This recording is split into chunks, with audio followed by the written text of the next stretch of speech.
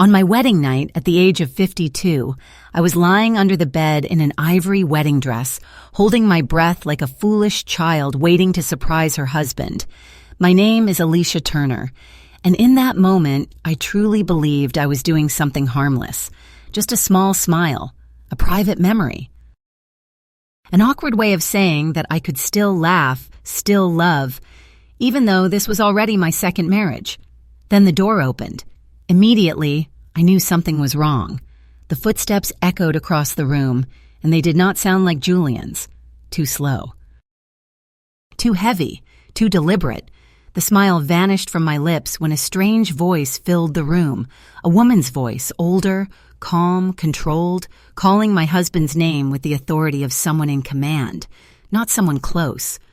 From the darkness beneath the bed, I heard my love collapse into cold calculations. I heard my marriage revealed not as a promise, but as a business transaction. And I heard the man I had just sworn to trust expose who he truly was. In the moment, he believed no one else was listening. That night, I did not scream. I did not step out. I stayed still, and I listened. And it was in that silence that I learned the truth. Before the story continues, take a moment to comment the name of your city and your time zone below. I would truly love to know where you are listening from. And if stories of quiet strength and delayed justice resonate with you, don't forget to subscribe to the channel. I once promised myself that I would never wear white again. At 52, I believed that kind of purity no longer belonged to me. Life had taken too much. It had demanded too many silent sacrifices.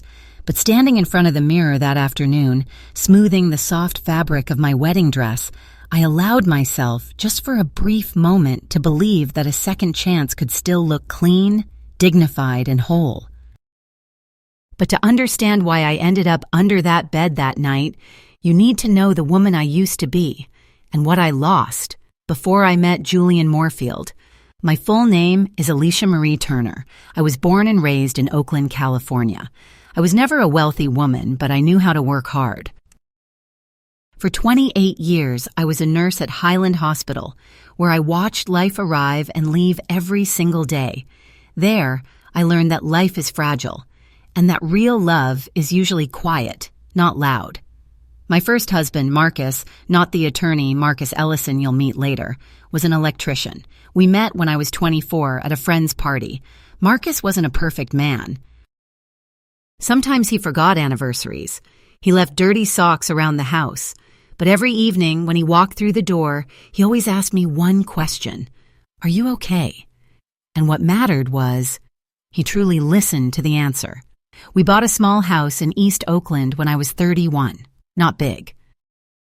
2 bedrooms, a backyard just large enough to grow tomatoes. But it was ours. We paid off that house when I was 43. I still remember the day. Marcus lifted me up and spun me around the living room, laughing like a child. A year later, he died. A sudden heart attack at work. No warning, no goodbye. Just a phone call at 2 in the afternoon from his coworker. And in a single second, everything I knew about happiness shattered. I didn't cry at the hospital. I was a nurse. I had seen too many people fall apart to know I had to stay composed until I got home. But when the door closed behind me that night, I collapsed onto the kitchen floor, the floor Marcus had laid himself, and I screamed until no sound came out anymore. My best friend, Renee Watkins, stayed with me through all of it. Renee wasn't the type to offer empty comfort. She simply stayed. She brought food, sat with me in silence, helped me organize funeral paperwork I couldn't read because my tears blurred every word.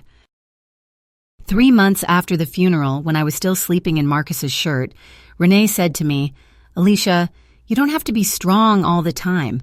You're allowed to fall apart." But I didn't allow myself to break, because if I broke, who would put me back together? So I kept living, going to work, coming home, cooking dinner for one, lying in a bed that felt far too wide, every morning waking up and starting over. 7 years passed like that. I learned how to live alone, learned how to fix a leaking faucet, Learned not to expect anyone to ask, "Are you okay?" anymore. People said I was strong. They didn't know that strong is sometimes just a nicer word for having no other choice. Then one night last September, I met Julian Moorfield at a charity fundraiser in Oakland. I didn't want to go. Renee had to drag me out of the house. "You need to meet new people," she said. "Not to date. Just to remind yourself that outside that house, the world still exists." So I went. A simple black dress, very light makeup, no expectations. And then I saw him. Julian was standing by the bar holding a glass of wine, talking with a small group about behavioral economics. He was tall, dressed in a perfectly tailored charcoal gray suit. His face carried the calm confidence of someone who knew his worth, without needing to flaunt it. When our eyes met, he smiled, not a seductive smile, but a polite, warm one, the kind that acknowledges your presence with respect. An hour later, we were sitting next to each other, talking about books, about art, about places we wanted to go but never had time for. Julian didn't rush. He didn't try to impress. He listened. He asked the right questions, and he remembered details. "I'm a widower," he said when I asked about his past. "No children. I'm a financial consultant helping people build more stable futures."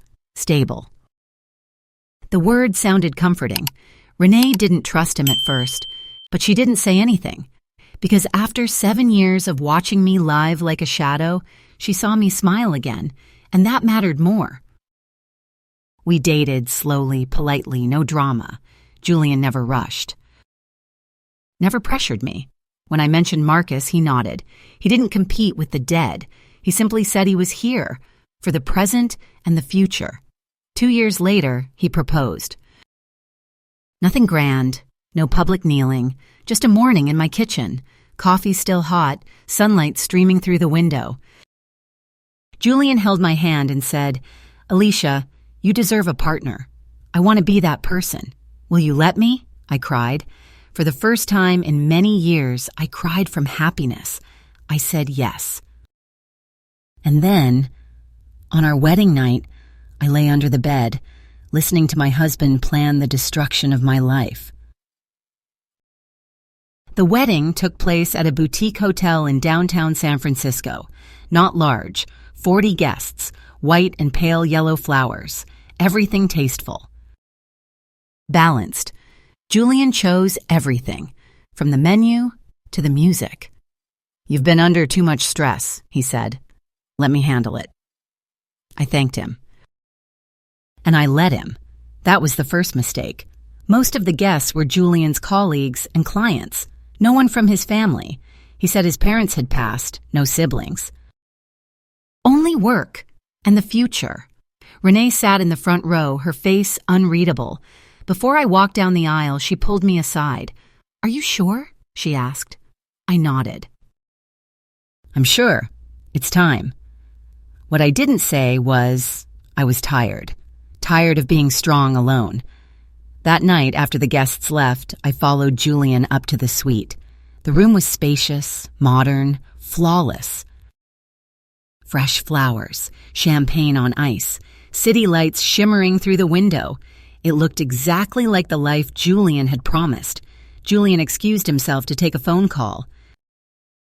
I sat on the edge of the bed, my heels dangling in the air. A strange feeling crept in, part excitement, part fragility. I thought of stories about brides hiding to surprise their husbands. Silly, maybe, but part of me wanted to prove that I could still be playful. So I bent down, pulled back the bed skirt, and slid underneath. The carpet felt cool beneath my palms. I adjusted the dress, folded the fabric carefully. In the darkness, I smiled to myself. Just for a moment, I thought. Just until he comes back. Under the bed, time moved differently. Sounds grew louder, the hum of the air conditioner, distant traffic. I focused on slowing my breathing, imagining Julian's surprised smile. Then I heard the door unlock. My body froze. The door opened, but it wasn't Julian's familiar footsteps. It was something else, slower, heavier.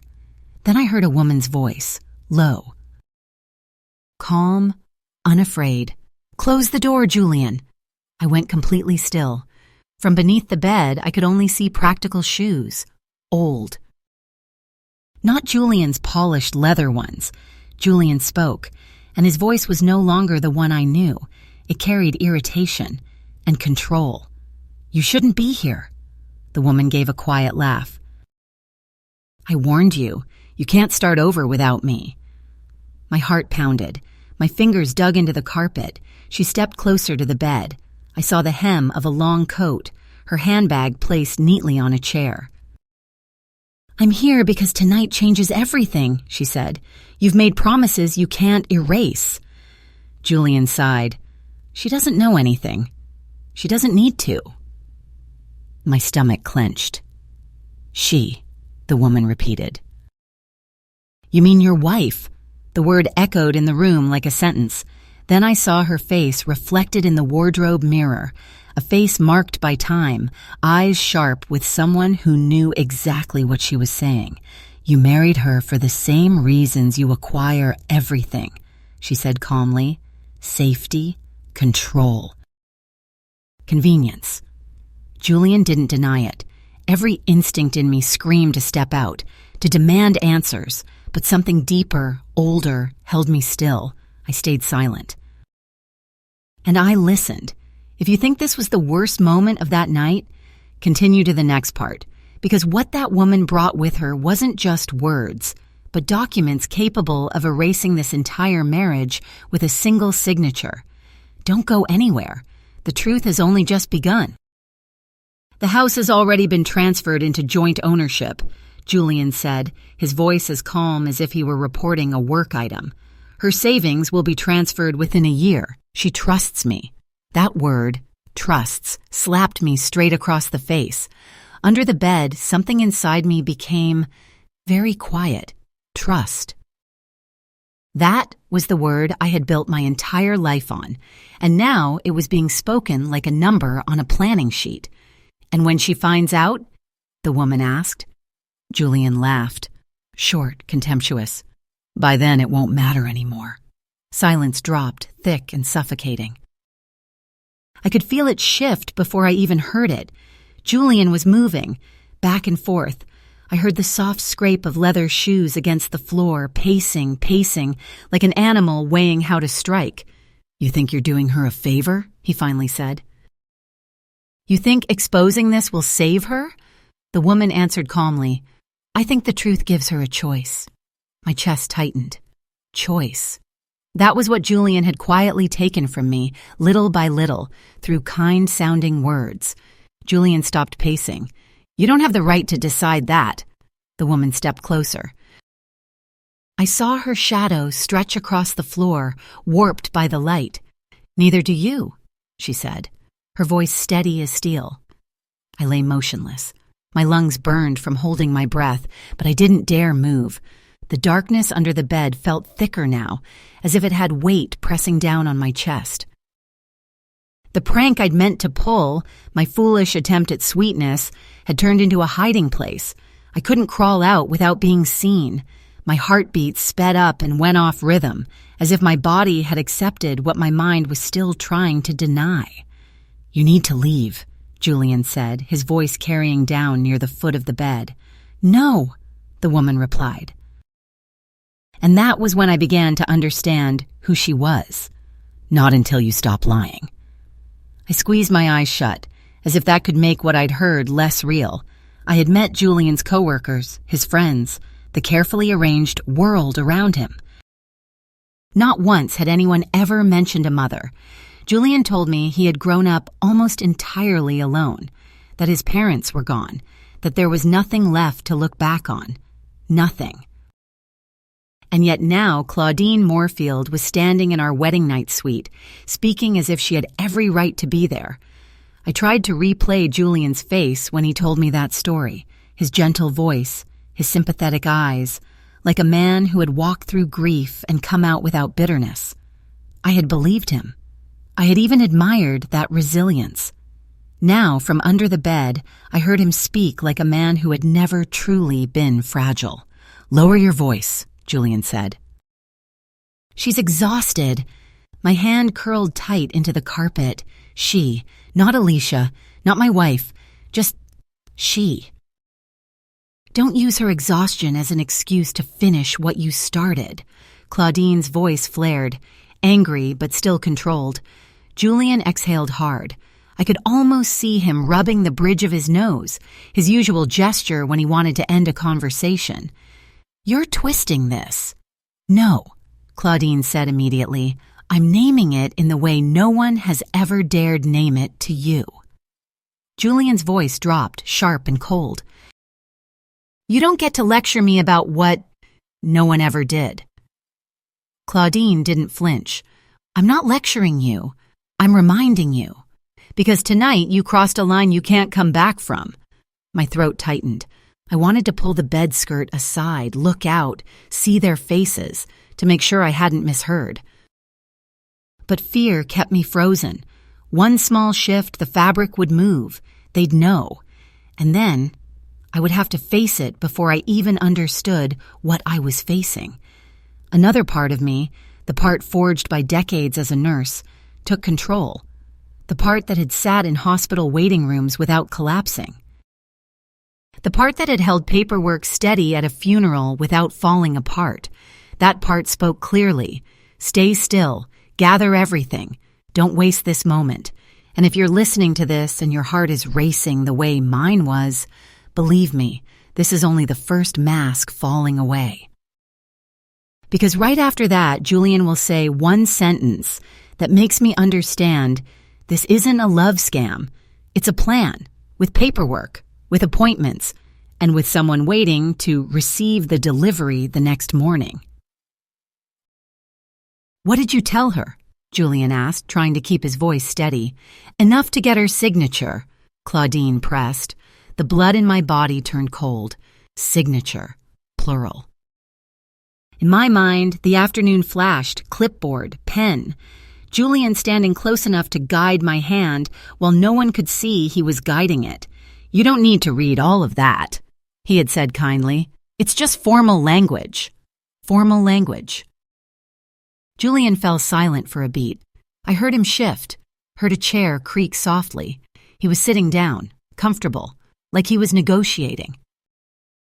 Like this wasn't an intrusion into my wedding night, but a meeting. You don't know what you're talking about, he said. Claudine exhaled, sounding almost disappointed.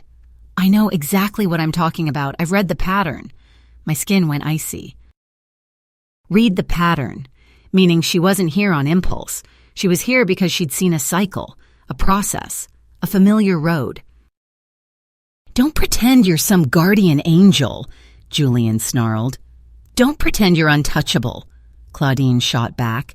I pressed my cheek into the carpet, trying to make myself smaller, quieter. The wedding dress, once a symbol of a new beginning, now felt like the wrong costume, heavy. Ridiculous, and not mine. Why now? Julian asked. Why choose tonight? Claudine didn't hesitate. Because tonight is when you think you're safest. Because tonight is when she's most likely to forgive what she won't forgive tomorrow. Because tonight, she paused, is the night you plan to do it. My heartbeat spiked. Do it. The phrase landed like an action already scheduled, not a metaphor. Julian's voice returned to its steady cadence, but with an edge. You're dramatizing. Claudine's laugh held no humor. You always say that, right before you hurt someone. My eyes burned, but I refused to cry. Tears blur thinking. Tears weaken you. In this moment, I could not afford to be weak. Julian shot to his feet. I felt a faint vibration through the bed frame. This is ridiculous. She's my wife. Claudine cut in. She's your target. My breath caught. I clamped my lips shut so no sound would escape. Julian didn't deny it. He did something worse. He turned it into kindness.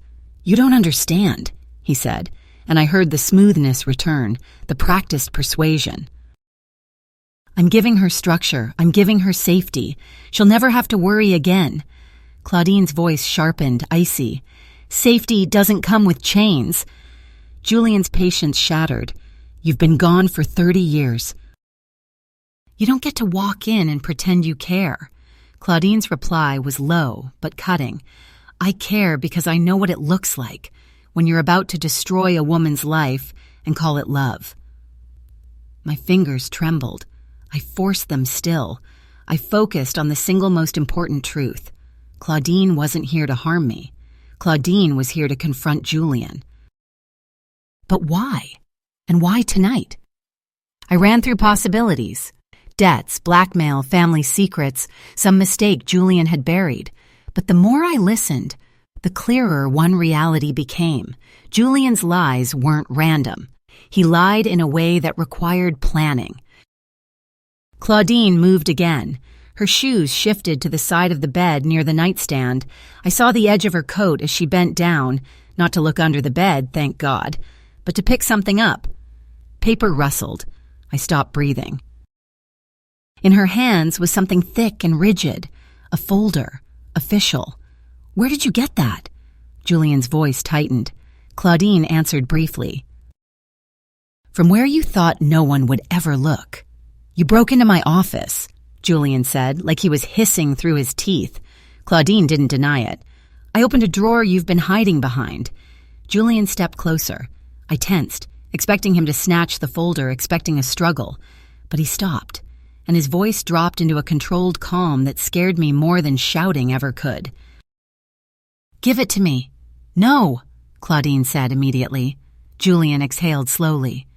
You don't know what you're doing. I know exactly, Claudine said. I'm making sure she doesn't become another story you tell yourself where it wasn't your fault. Another story, another woman. Another loop. Inside my head, the kind Julian began to crack, and what showed beneath wasn't my husband. It was a man who knew how to use kindness as a tool. A phone vibrated softly on the nightstand. Julian snapped, irritated. Turn it off. Claudine said, It's not mine. My stomach twisted. It was Julian's phone, and someone was calling on our wedding night. I heard him pick up. A pause. Then his voice shifted instantly. Smooth, public, familiar. The voice he used with guests. Yes. Now? No. Everything's handled. She's fine. My skin prickled. Everything's handled. She's fine. Like a file being closed, like a deal being finalized. Claudine cut in, sharp. Tell them the truth? Julian ignored her. Tomorrow morning. Yes, I'll bring it over, alone. My throat tightened. Bring what? To whom? Julian ended the call. The silence afterward felt violent, like the air itself had been squeezed. Claudine spoke first. You're still doing it. You're being ridiculous, Julian growled. And you're exactly where you belong, Claudine replied, hiding in plain sight. Julian stepped closer. The bed frame trembled. My body went rigid. You will not destroy this, Julian said. Claudine was calm. You already destroyed it. She's just not aware yet. I stared into the darkness. My eyes burned. But my mind was cold and clear. She's not aware yet. But I was. And the most horrifying part wasn't only the betrayal. It was how easily Julian could change his voice, how he could become the man I trusted in the blink of an eye, then turn into someone else the moment I turned my back. Claudine's coat brushed the bed skirt as she shifted. I felt the fabric tremble lightly above my face, a spike of panic. Then Claudine said a sentence that froze everything inside me. She already signed, didn't she? Julian went silent. His silence was the answer. My blood ran cold. Signed what? I didn't sign anything tonight, did I? Not knowingly, but I had signed many things before. Forms, documents. Registrations. Small matters, Julian placed in front of me with a gentle smile and perfect explanations. You don't need to read all of it. It's just a formality. I had scribbled my name because I trusted him, because I was tired, because I wanted peace. Under the bed, Alicia Turner did not move. I didn't cry. I didn't reveal myself. I did something far more dangerous. I began to remember.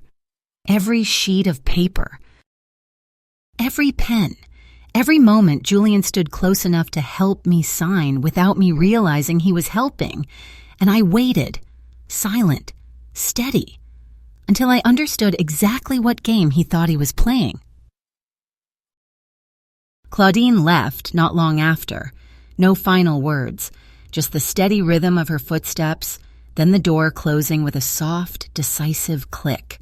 The room was swallowed by silence. Julian was still there. I could feel his presence, heavy, calculating. Then he exhaled slowly. "She's gone," he muttered, as if speaking to himself. "Always drama, always interfering." My skin crawled. He was talking to himself now, no need for a mask. Julian moved toward the bed, closer, too close. He sat down, heavy. The mattress dipped sharply. The frame creaked softly right above my head. For the first time since I'd hidden, I felt truly exposed. Julian sighed, running a hand through his hair. "Always drama, always interfering." I squeezed my eyes shut. Then he spoke, this time toward me, the person he believed was somewhere in the room. "For you, Alicia. Everything I do for you." Under the bed, I stared into the darkness, my heart beating in a cold, steady determination. I understood. Julian didn't see me as a partner. He saw me as an asset, and assets aren't loved. They're managed. I stayed under there long after Claudine left. I didn't move when Julian stood up. I didn't react when he paced the room, his steps sharper, heavier, his breathing no longer even. He muttered enough for me to catch the edges of his real self. Always like this, always trying to ruin everything. I listened. He wasn't angry like someone who'd been hurt. He was annoyed like someone whose schedule had been disrupted. He checked his phone. I heard taps on the screen. He read but didn't reply. Then he placed the phone back on the nightstand with a precision that felt habitual. "Tomorrow," he murmured. "Tomorrow I fix everything." I clenched my jaw. Tomorrow meant completion, execution, closure. Julian went into the bathroom. The shower turned on. The water ran loud enough to cover small sounds. Steam spread, crawling under the bed like a false warmth. I waited. Waited until the shower had been running long enough that Julian couldn't hear me. Then I began to shift, little by little, inch by inch, toward the edge of the bed. My joints ached. My legs were numb. I bit the inside of my cheek so I wouldn't make a sound when the blood returned. I lifted the bed skirt just enough to look out. The bathroom door was closed. The shower was still running. Julian's phone lay face down on the nightstand. I slid out. I stood up in my wrinkled wedding dress, feeling as if I were stepping into someone else's life.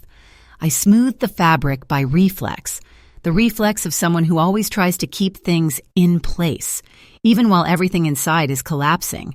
My eyes locked onto the phone. I hesitated for 1 second. I had never gone through anyone's phone. I always believed that was what desperate people did when trust had died, and trust was dead. I picked up the phone. The screen lit immediately. No password. Julian had never bothered. He never thought I would question him. I scrolled through messages, emails, the calendar. I didn't read everything. I didn't need to.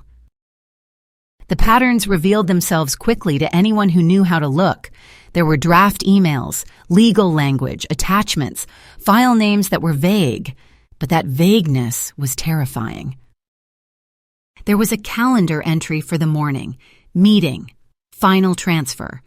My heart dropped straight through the floor. Transfer of what?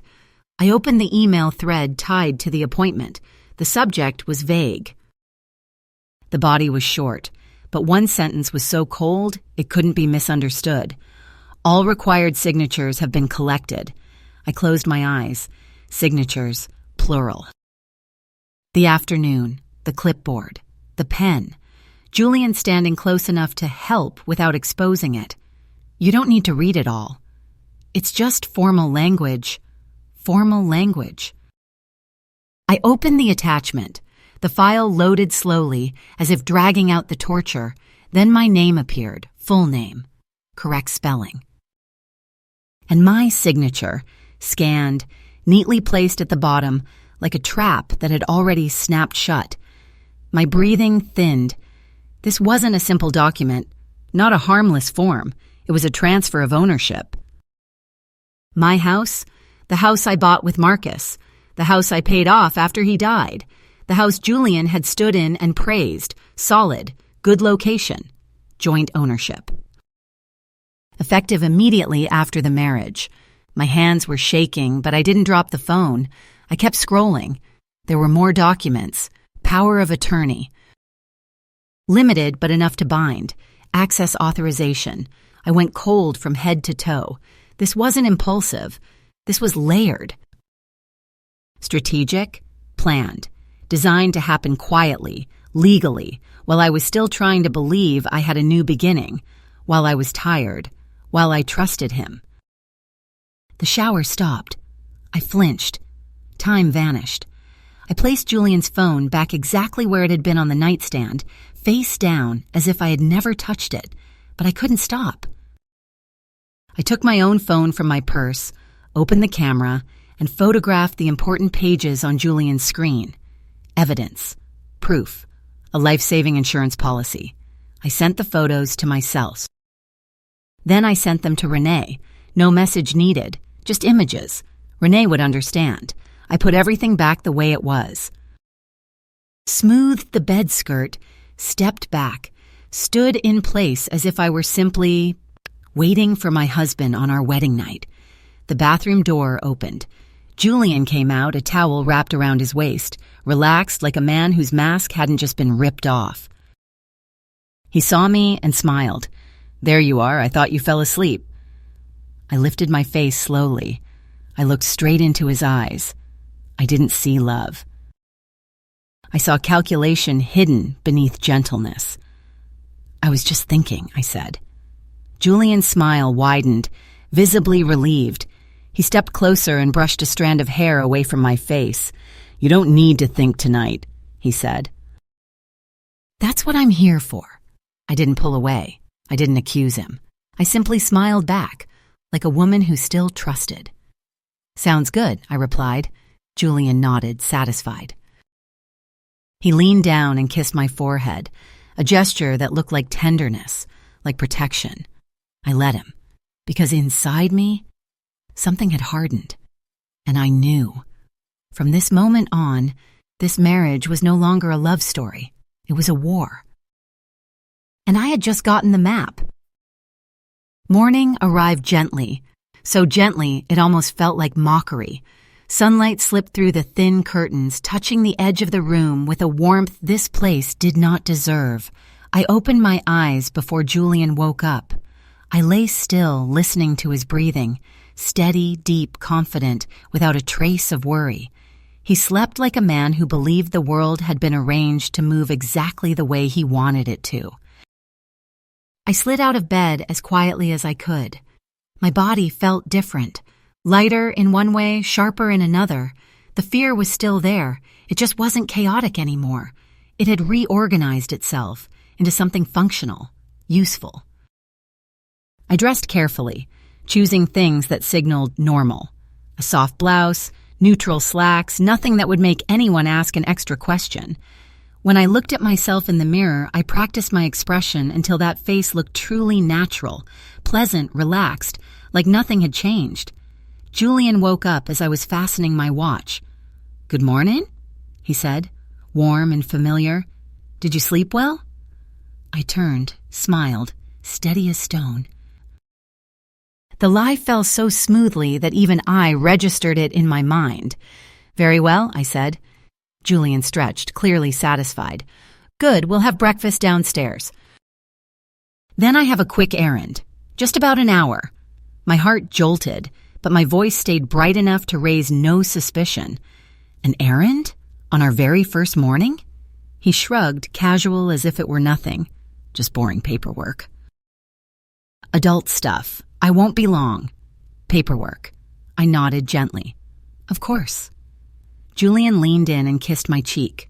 I didn't pull away. I even stepped into his space, returned it exactly the same, brief, polite, like a rehearsed habit.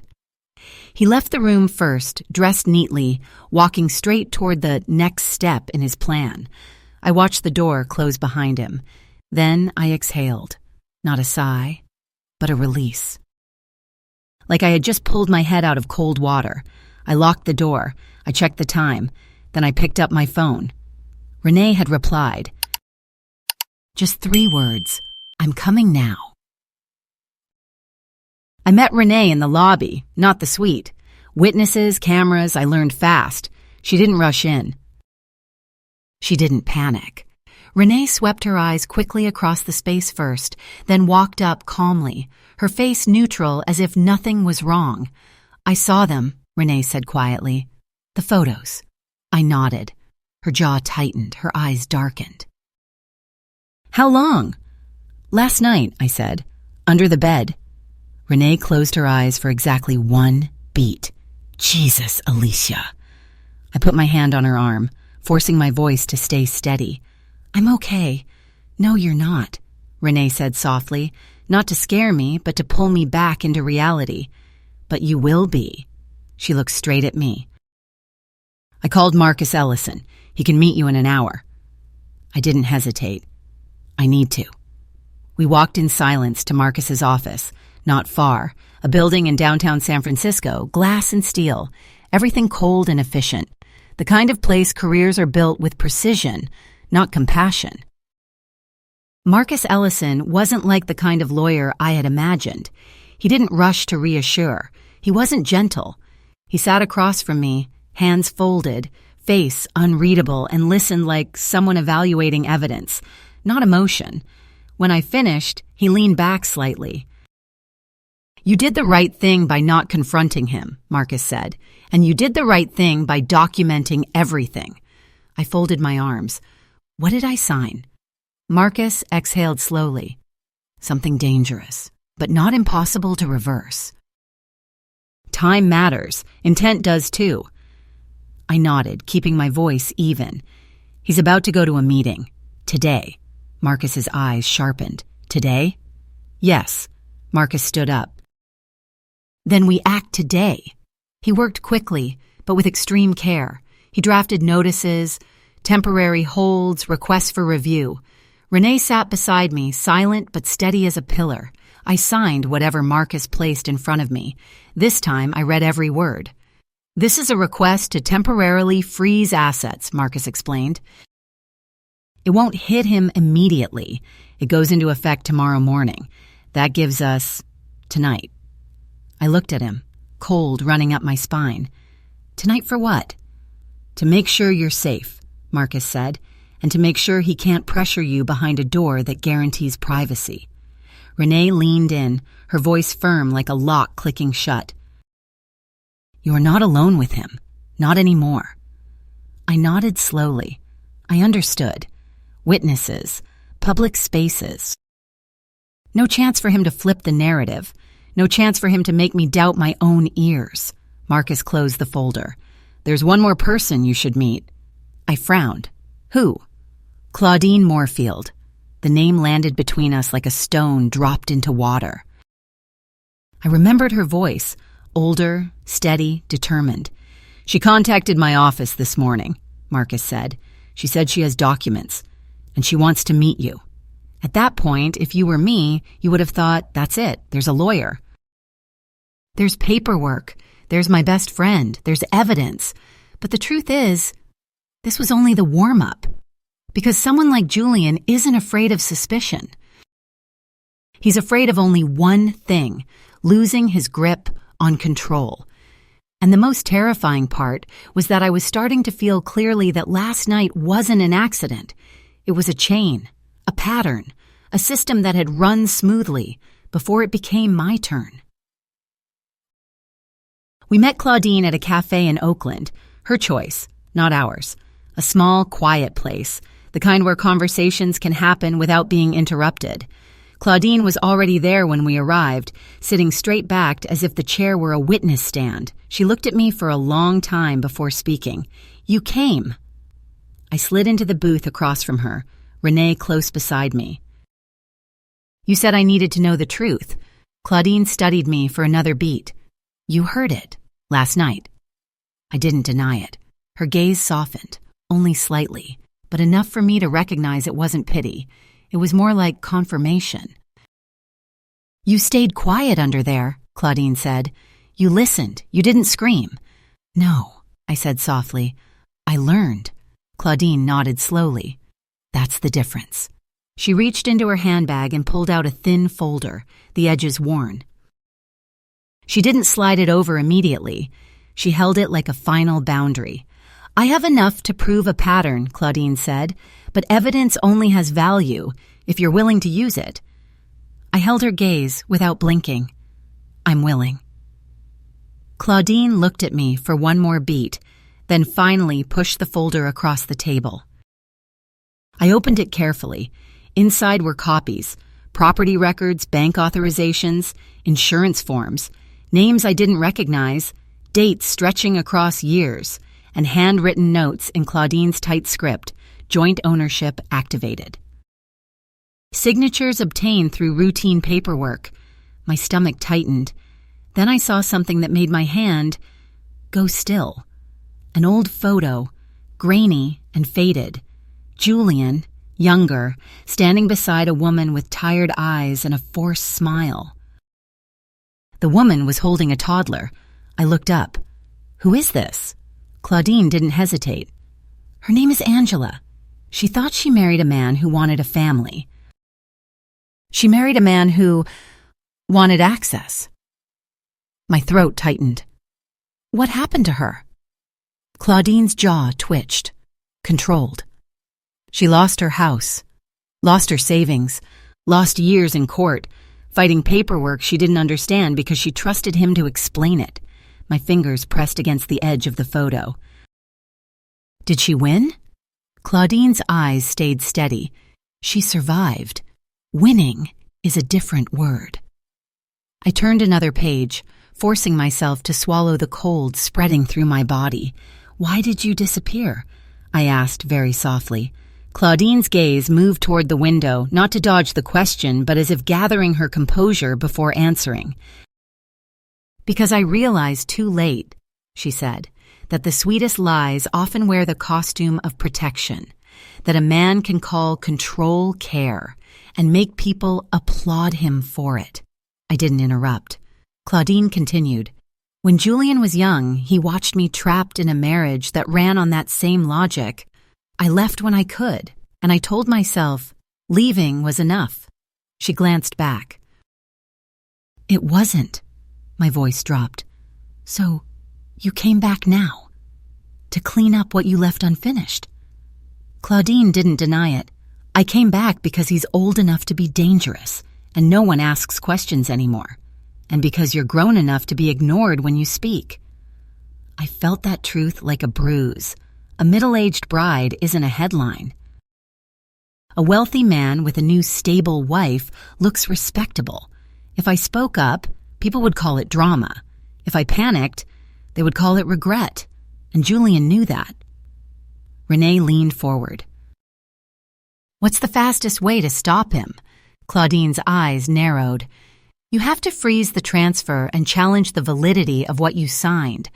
But you also need leverage, something that keeps him from pressuring you behind closed doors." I nodded. "Marcus Ellison is working." Claudine's eyebrow lifted slightly. "Good."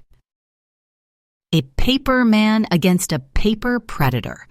I almost smiled, but I couldn't. "You said he's moving faster," I reminded her. Claudine tapped the folder lightly. "His next step won't be paperwork, it'll be persuasion. If persuasion fails, it'll be pressure." My spine straightened.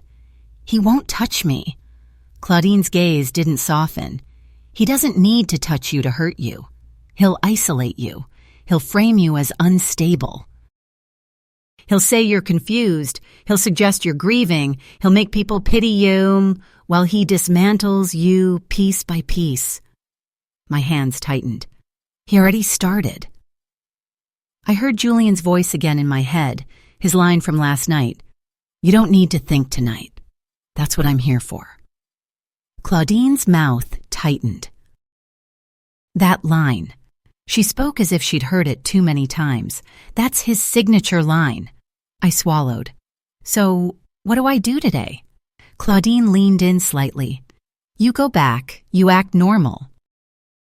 You don't expose him yet. She paused. And you do something he never plans for. I held her gaze. What? Claudine's eyes sharpened, purposeful. You build witnesses. You stop being alone with him. My mind raced. Public spaces, hotel staff, cameras, Renee, Marcus, everything except alone. Claudine continued, if you have to confront him, you do it with someone else present. If he hands you any paper, you don't sign. If he tries to rush you, you slow down. If he tries to charm you, you let him perform, because every performance is proof of intent. I exhaled slowly. You want me to bait him? Claudine's voice stayed calm. I want you to survive him, and survival requires strategy. I stood up, lifting my bag. If I take this folder, he'll come after you. Claudine didn't flinch. Let him. I'm old. He can't threaten me with loneliness. I've lived there. I nodded once. Thank you. Claudine didn't smile. She didn't need to. She said one sentence like a stamp. Don't thank me. Use it. I went back to the hotel, but I wasn't going back alone anymore. Renee drove. Marcus followed behind in a separate car. We had agreed beforehand no more gaps. Not a single moment for Julian to pull me into a private conversation, then calmly bend the truth until I started doubting my own ears.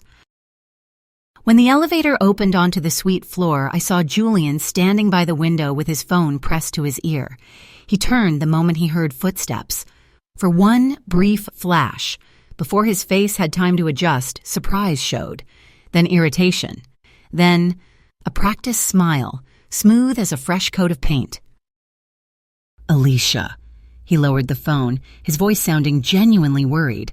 Where did you go? I was worried. I stepped in, keeping my voice calm. I went for a walk. I needed fresh air. Julian's eyes flicked over Renee, then stopped on Marcus, standing still by the door, his briefcase placed neatly at his feet. With company? Julian asked, trying to keep his tone light, but there was a sharp edge underneath that I heard clearly. With my friend, I said, and my lawyer. The air in the room felt like it had been drained of sound. Julian blinked. A lawyer? Alicia, what is... I need to talk to you. I cut in and sat down in the chair at the table. Not the bed, not anywhere that suggested intimacy. About the papers I signed. Julian's jaw tightened, only for a second, but I saw it. He loosened it immediately as if nothing had happened. What papers? He asked evenly. I tilted my head slightly. The ones you gave me the afternoon before the wedding. You said they were just formalities. Marcus stepped forward one pace, calm and professional. Mr. Moorfield, I'm Marcus Ellison. I represent Ms. Turner. We need to clarify the nature of the documents she signed. Julian looked at Marcus, then back at me. His voice softened instantly, shifting to a different tactic. The voice of a wounded husband. Alicia, you're letting a stranger come between us. This isn't necessary. It is, I said softly. It's necessary. Julian sighed like he was carrying the whole world. You're stressed. You've been through so much. You're doing it again, I cut in, for the second time.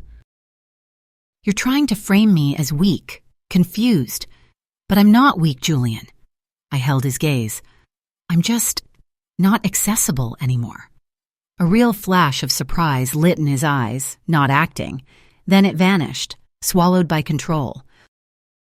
What are you talking about, Ka? He asked carefully. Marcus opened his case, pulled out a sheet of paper, and placed it on the table.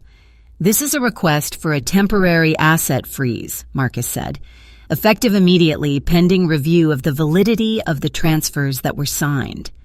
Julian stared at the paper. This time he couldn't hide his reaction. His face hardened, sharp as glass. "You froze our assets?" His voice dropped low and heavy.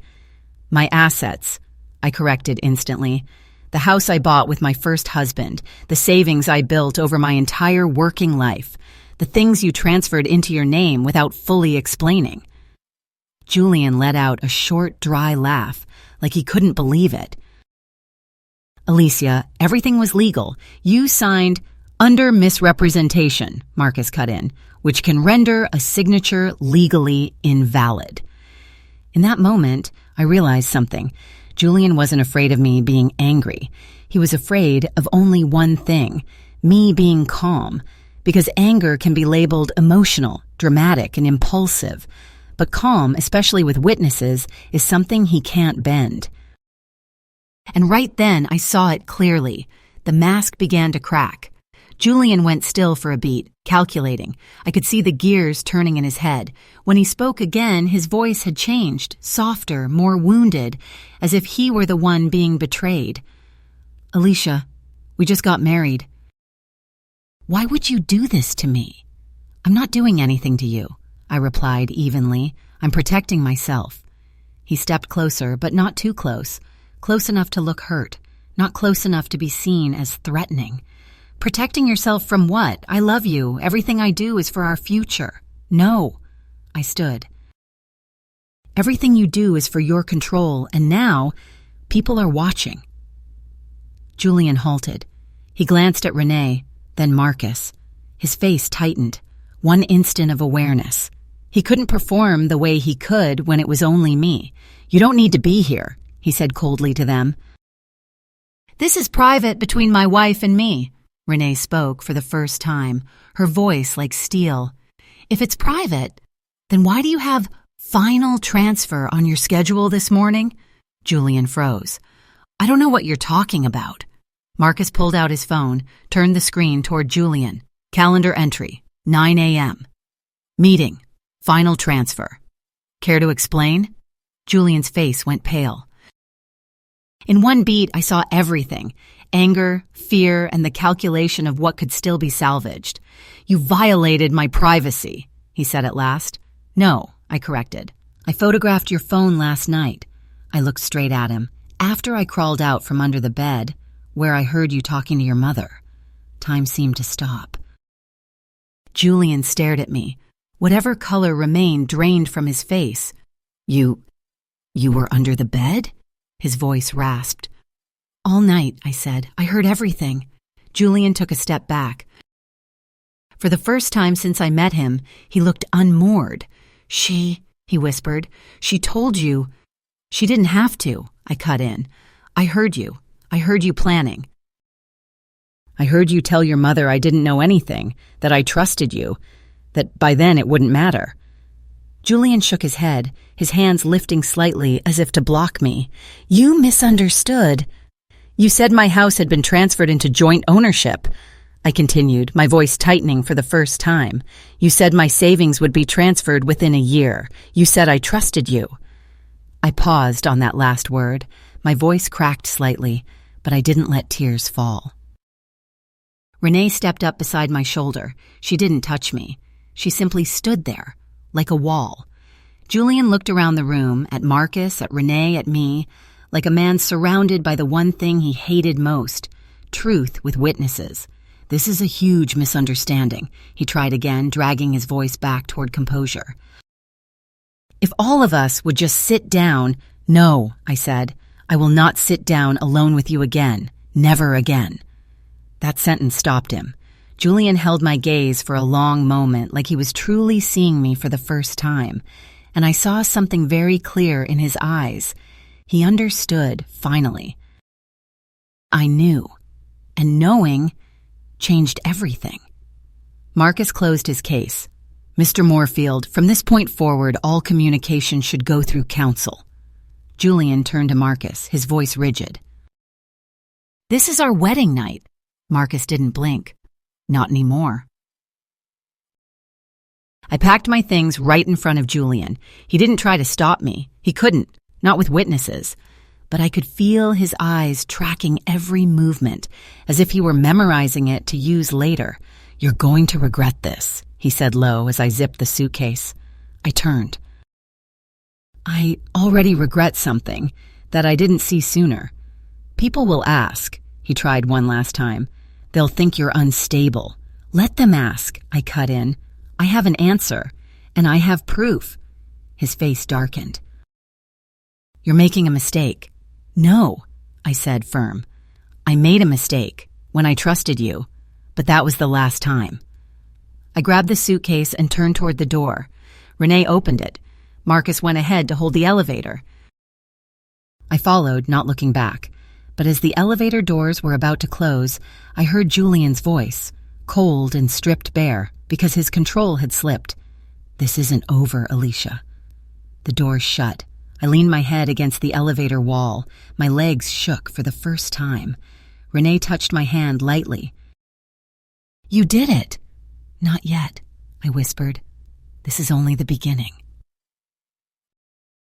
Within 3 hours, my phone started ringing. Not Julian. He was smart enough not to call directly. But other people. A mutual friend. "Alicia, are you okay?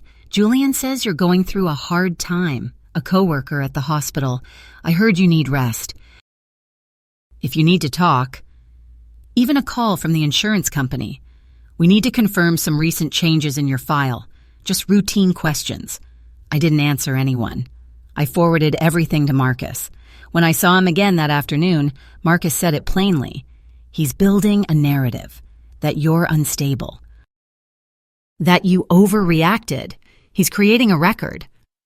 I nodded, exhausted but clear-eyed. "I know. But we're creating a record too," Marcus continued. "And on our side, we have a timeline. Witnesses. Context." He looked at me. "You have to trust the process." I wanted to, but part of me was still shaking, not because I was afraid of what Julian might do, but because I was afraid no one would believe me. That night, my phone rang again, an unknown number. I almost ignored it, but something in my chest made me pick up. "Hello?" A woman's voice, hesitant and gentle. "Are you Alicia Turner?" "Yes, who is this?" A pause. Then, "My name is Angela Porter. Claudine gave me your number. She said you need to talk to someone who's been through it." My breath caught. I sat down slowly. "Angela," I said softly. "In the photo?" "Yes." Her voice trembled slightly. "I know I should have called sooner, but it took years before I could talk about it without feeling ashamed." I swallowed hard. "You have nothing to be ashamed of." "I thought I did," Angela said quietly. "For a long time." I thought I was stupid. For trusting him, for signing without asking, for not seeing. My throat tightened. "You weren't stupid." "Neither are you," Angela replied, and her voice steadied. "Claudine said you're fighting. You're doing what I didn't do fast enough." "You did what you could," I said. "No," Angela cut in gently. "I waited. I hoped he would change." By the time I acted, it was too late to save anything. She paused. "But you still have time. If you don't wait." I closed my eyes. "I won't wait." "Good," Angela said, "because men like Julian never stop, unless they're forced."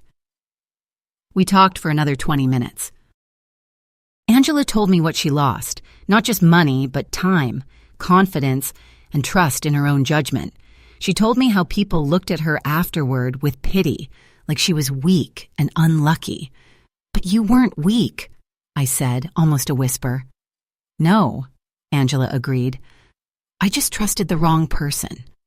When the call ended, I sat in the darkness of Renee's apartment, where I was staying temporarily, and felt something shift inside me. I wasn't alone. And I wasn't going to stay silent. Tomorrow, we would go to court, and Julian would have to face not just one woman he thought he could control, but an entire chain of truths he had left behind. The San Mateo County Courthouse wasn't anything like what people usually see in movies. No towering columns, no long marble staircase like a stage, just an ordinary administrative building where real lives of real people are weighed, in rooms lit by cold fluorescent lights with hard plastic benches that make your legs go numb if you sit too long. I wore a gray suit, as Marcus suggested.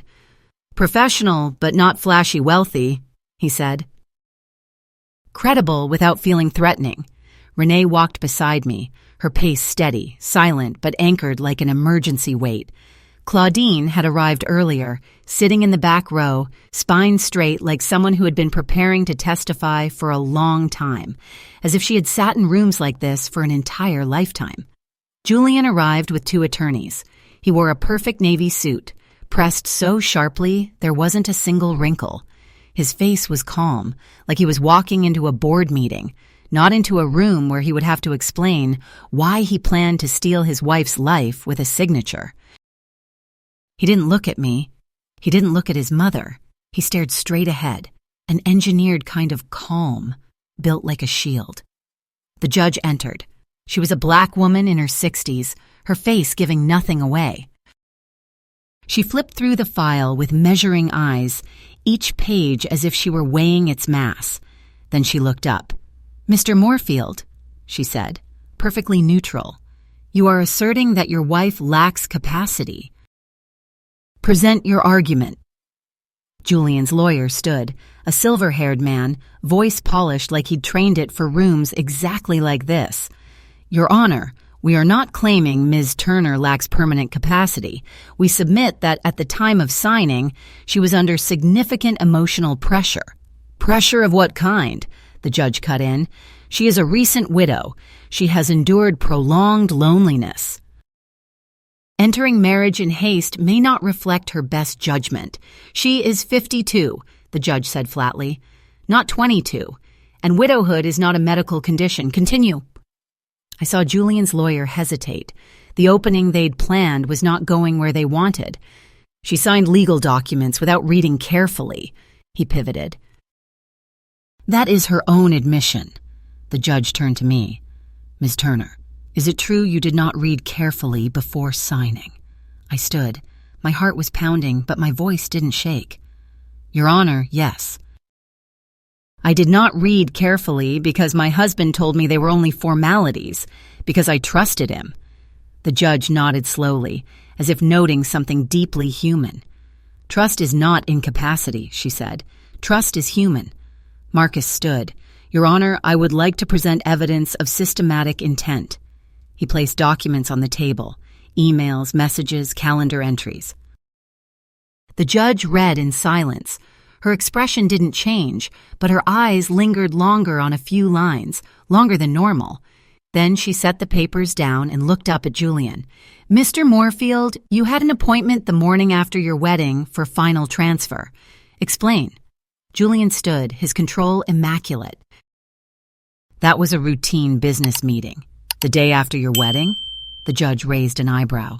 "Business doesn't stop for personal events, Your Honor." "But what transfer?" she pressed. "What transfer requires an immediate meeting?" Julian went silent. Not a polite pause. A pause longer than safe. The pause of a man searching his mind for an answer that doesn't exist. "I don't recall the specific details," he said at last. The judge looked at him for a long moment. Then she turned to me. "Miss Turner, what would you like to say?" I took a deep breath. Marcus had prepared me. Renee had kept my rhythm steady, but no one can truly prepare you for the moment you stand in a room full of strangers and say a truth people usually don't want to believe. "Your Honor," I began, "on my wedding night I hid under the bed." A soft wave of whispers moved through the room. I meant to prank my husband. But while I was there, a woman entered the room, his mother. I paused for exactly one beat. The woman, he told me, was dead. Julian stiffened. "I lay there and listened to them talk," I continued, my voice steadier as my own ears replayed every word. "I heard my husband say my house had been transferred into joint ownership, that my savings would be transferred within a year. that I trusted him, and that by the time I found out, it wouldn't matter anymore. The judge looked at Julian. Do you deny this? Julian lifted his chin, clinging to his calm. My wife is misunderstanding a private conversation. So your mother is alive, the judge said plainly. The woman you told your wife had passed away. Julian swallowed. It's complicated. It's not complicated, the judge replied. It's a lie. I thought the scariest moment would be the moment I said the words under the bed, but it wasn't. The scariest moment was realizing the room was splitting into two sides. One side was made of people who were used to looking at women with that expression of, maybe she's being too sensitive. The other side was beginning to recognize this wasn't emotion. This was a pattern. And once a pattern is named correctly, even the most perfect mask begins to fall. Marcus stood again. I call the next witness, Claudine Moorfield. Claudine stepped up, placed her hand on the Bible, and was sworn in. When she sat, she looked straight at Julian. No anger. No drama, only a calm sadness. The kind of sadness that belongs to someone who has watched the same thing repeat too many times. Ms. Moorfield, Marcus began, are you the defendant's mother? I am, Claudine answered. And has he told people that you are deceased? Yes. For years. Claudine paused for a beat. To me, I've been dead to him since the day I left his father. Why did you leave? Marcus asked. Claudine didn't hesitate. Because my husband controlled me with money, the same way my son is controlling his wife. She looked directly at Julian. The same way he did with his previous wife. The room went so quiet I could hear paper turning. Julian's attorney sprang to his feet. Objection! Relevance! Relevant, the judge cut in. Proceed. Marcus opened the folder. Ms. Moorfield, did you bring documentation regarding your son's prior marriages? Yes, 3 women, Claudine said clearly. All the same pattern. Asset transfers framed as simplification, powers of attorney called convenience, and when they realized, it was too late. Julian shot to his feet, his voice cracking out of control. This is fabricated. Sit down, Mr. Moorfield, the judge said coldly. Then she turned to Claudine. 3 women. Yes, Your Honor, I have names, dates, and one of them is willing to testify. Marcus nodded. We have filed a request for Angela Porter, the first wife, to speak. The judge lowered her gaze, studied the file for a long time. When she looked up, her face was hard as stone. I see a pattern here, she said, not the pattern of an incapacitated woman. She looked directly at Julian. But the pattern of a systematic man using trust to gain control. Julian tried to cut in. Your Honor, I'm not finished. The judge cut him off. Your petition is denied. Furthermore, this court recognizes Ms. Turner's capacity and autonomy. She paused, each word like a stamp. Any further claims contradicting that will be reviewed under strict scrutiny. Then she looked straight at Julian. Do you understand? Julian nodded tightly. Yes, Your Honor. The gavel struck. Once. Done. Out in the hallway, Julian blocked me. Not aggressive, not loud. He waited until Marcus stepped aside to take a phone call. You made me look dangerous, Julian said, low and sharp. I looked at him, so calm it surprised even me. I didn't make you look like anything. I just let other people see who you've always been. Julian leaned closer. You think you won? I didn't step back. I think I'm not trapped anymore. His eyes went cold. You're going to regret this. Claudine appeared beside me, stepping between us like a boundary line. No, she said. She won't, but you will. Julian looked at his mother. For the first time, I saw something in him crack.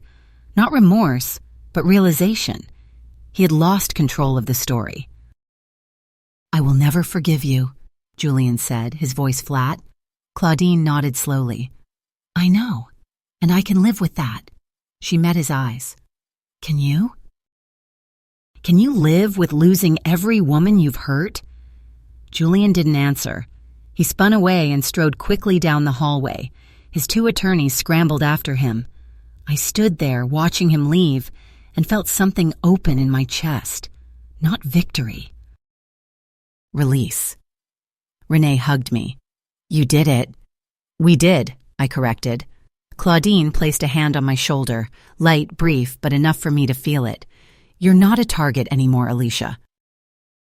You're a witness. Her voice was low, steady, and a witness is the most dangerous thing to a man like my son. I nodded. I understood. This wasn't the end, but it was the turn. And for the first time since the wedding night, I walked without needing to look back over my shoulder. 3 months after the hearing, I stood in my own kitchen, the house Marcus and I had bought together, the house I had nearly lost, and brewed coffee in silence. The morning moved slowly. There was no longer a sense of vigilance, no invisible tension locked into my shoulders, just the sound of boiling water, the smell of fresh coffee, and soft light filtering through the window, the kind of light that didn't demand strength from me in order to be deserved. Julian disappeared from my life. No drama, no late-night calls, no long, winding messages. He simply left. Through Claudine, I heard that he had moved to Portland. Clients drifted away. His reputation cracked. Not because I told my story, but because truth, once touched, always finds a way to spread on its own. Angela calls me every week. Not to talk about Julian. We talk about life, movies we've watched, new recipes we've tried, small things, but real ones. She invited me to her support group, women who survived financial abuse. I went. I sat there. I listened. And for the first time, I told my story. Not in a whisper, not with my head bowed, not with shame. You're not stupid, a younger woman said to me after the meeting. You trusted, that's human. I hugged her. So are you. One late autumn afternoon, Renee stopped by with a still warm apple pie. You look different, she said as she sat down at the kitchen table. How so? I asked. Renee tilted her head, thinking for a moment. Lighter, not because you forgot, but because you're not carrying it anymore. I poured coffee for both of us. You're right, I'm not carrying Julian anymore. I paused for a beat. I'm carrying myself. Renee laughed. You sound like a poet. Or like a survivor, I corrected. That evening, I sat alone on the back porch, where Marcus once planted tomatoes, where I nearly lost everything, where everything now was fully mine. I thought about the woman who lay under the bed that night, terrified, frozen, but listening. She saved me. Not by screaming, not by running, but by paying attention. My phone buzzed, a message from Claudine. Are you well, Alicia? I smiled and typed back, I'm well. Truly well. The reply came almost immediately. Good. That's all a mother ever wanted for. What my son never learned how to give. I looked up at the Oakland sky. Stars were beginning to appear.